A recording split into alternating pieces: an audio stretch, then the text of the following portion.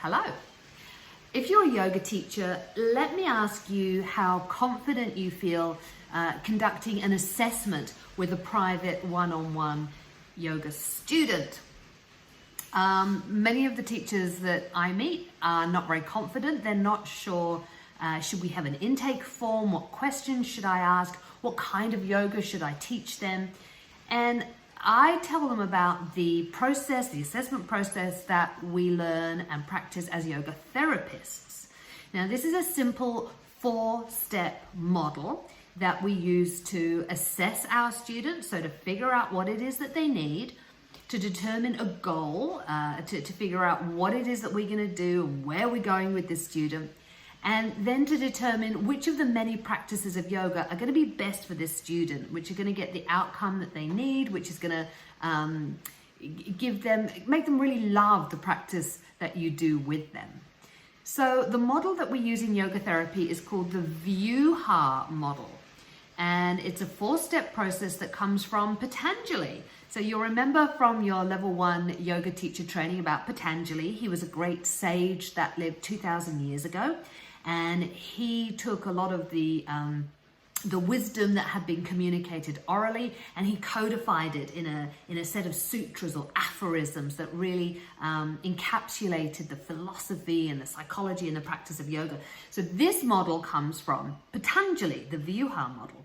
And there's quite a lot of nuance to it. There's quite a lot of detail. So I am going to make it really, really simple and just step you through the key 4 steps of the Vyuha model. So the first one is the process of figuring out the symptoms that your student has. So the Hayam, which is the first step, is all about what is it that's going on with this student? What do they need to address in their yoga session?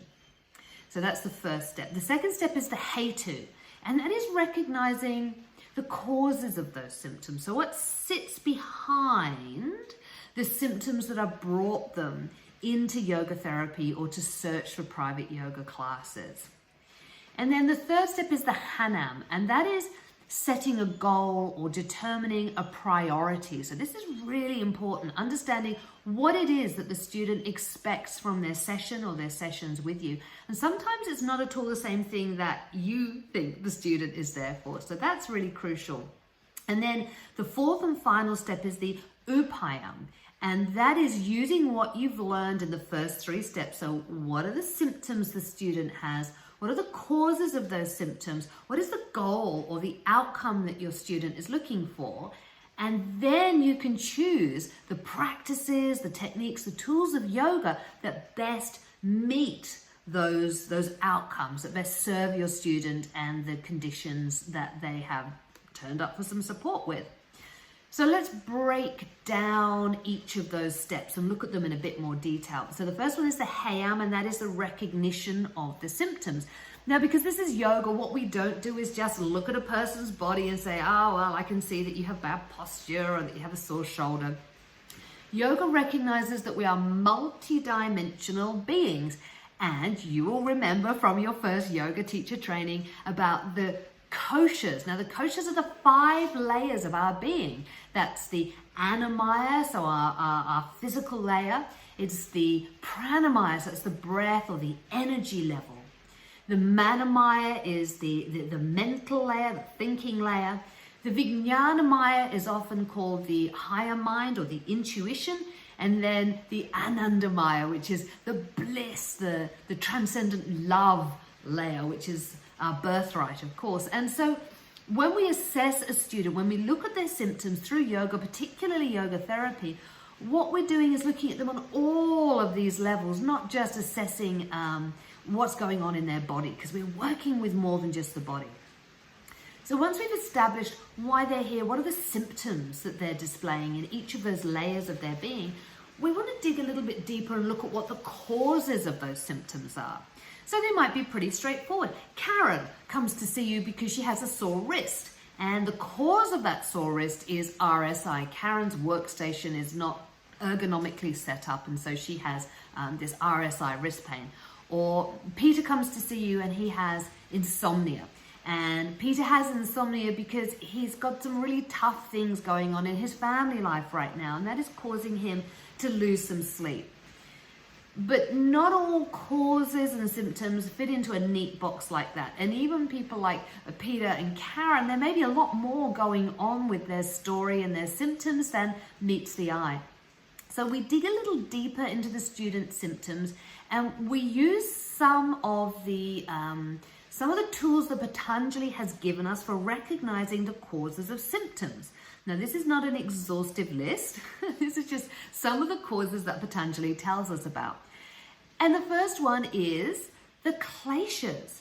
Now, cast your mind back to your first yoga teacher training and you will remember the kleshas. They are the causes of all our suffering. So they are asmita, or ego, false identity. That's an important one. Fear is another one. Desire or attachment, that raga, is another one. Ignorance or not understanding is one. And abnegation, so hatred or aversion of something, that's another one of those kleshas. So those 4 kleshas, those causes of suffering, or the 5 kleshas, they are potentially one of the causes of suffering that our students are experiencing. But there are other causes as well. So parinama is another that Patanjali tells us about, and that is change. So internal changes, environmental changes, they can cause suffering. They can cause some of the symptoms that you see in your students. Samskara is another one. Again, you will have learned that those are the unconscious patterns of belief that lead to behaviors that can cause suffering and symptoms. Tapa is another one, and it's a desire or an addiction or compulsive behavior. And then the lifestyle choices. So the ayukta vihara, which is the lifestyle choices, and the ayukta ahara, which is some of the food choices. Now, these are all potential causes or contributors to the symptoms that you see in your students. So we dig a little deeper and try and figure out what is going on, where have these symptoms come from, so that we can address the causes and not just deal with the symptoms themselves. So once we've done the Hayam and the Hetu, the first step of recognizing the symptoms and the second step of recognizing the causes of those symptoms, we move to the Hanam. And the Hanam is the important goal setting. So it's understanding the priorities for your student. And one of the ways that I do this is by asking the student, look, if this yoga therapy session or set of sessions really worked for you, what would change? What would your life look like after this session if it really worked the way you wanted it to work? So that helps you get a feeling for the changes that your student wants to make. So you can set a goal or a priority that you can both work towards. So once you know about that, once you've done the Hayam, the Hetu, and the Hanam, then you get to the fun bit where you start to figure out, well, what yoga shall I teach this student? So that is the 4th step. That is the Upayam. And that is when we look at all of the tools and the techniques of yoga, and we figure out, well, based on what we know about this student's symptoms and their causes and their goals, what practices should we use? So those practices, Patanjali tells us, fall into different categories. So one is Savarika Chikitsa, which is healing using the physical body. So that might be asana, or it might be mudra, using the hand yoga, or it may be other physical activities that can support this student to reach their goals. It could be prana chikitsa, so using energy and breath to support healing, anything that involves positively influencing the 5 vayus, those 5 pranas in the body. It may be indriya chikitsa, indriya being the senses. So that may be teaching them about aspects of the yamas and niyamas, which is effectively sensory restraint. Also pratyahara, which is withdrawing the senses from all of those external distractions and looking inwards. Ahara niyama, vihara niyama, so looking at those food and lifestyle choices would also count as indriya chikitsa, so healing using the senses. And then we have Manasika Chikitsa, and that is healing using the mind. So when we use Manasika Chikitsa, we would choose techniques that work particularly with the mind. So that might be mantra is often used in yoga therapy to support healing with the mind, or bhavana, so having a vision of how things are going to be as the healing takes place. It could be using Swadhyaya, that's an observation of one's own mind, of one's own thought. So that's another way that we can, or another set of tools that we can bring in. So that's pretty exciting. That's a 4-step process that we can go through to determine how we can assess and goal set and determine which practices are going to be most helpful to our students. They're going to really support them to improve their health, which they will love, which will make them come back and do more yoga with you. So that's the 4-step process. That is the Hayam, what are the symptoms?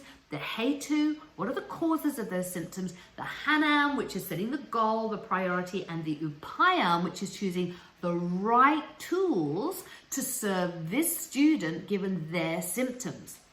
So, are you inspired to go out and start using this 4-step Vyuha model of Patanjali's when you work with your students? Now, I hope you are, because it's a great thing to do.